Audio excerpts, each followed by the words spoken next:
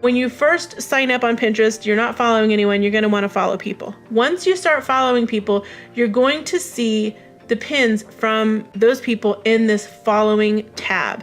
So it's pretty cool. You're not gonna see all their pins, but you're gonna see their most recent stuff in this feed. So it's pretty awesome. It's a great way that if you see somebody whose content you like, you can follow them and make sure that you can keep checking up on them and making sure that you see their content in your feed, no matter if you're searching their content in the smart feed or not. So like, let's say that I searched for a dessert recipe and I found a blogger who I really like and I followed their Pinterest board, but then I didn't look for desserts for 6 months because I was on a diet. Well, I can still see their desserts in the following feed. And once I start, I won't see their results, I won't see their pins in the smart feed anymore because I haven't been searching that type of content. But once I decide that I want to look at their content again, I can go back to the following tab, I'll see their content, I can interact with it, and then it will start to surface in my smart feed again. So it's a great way to keep tabs on those people that you are following, that you might have forgotten that you're following, but you followed them for a reason because you like them. And so the following tab is a really great way to kind of keep up to date with all those people whose content you really love. Now, if you enjoyed this video or you thought that it was helpful, please tag a friend down in the description, hit that share button,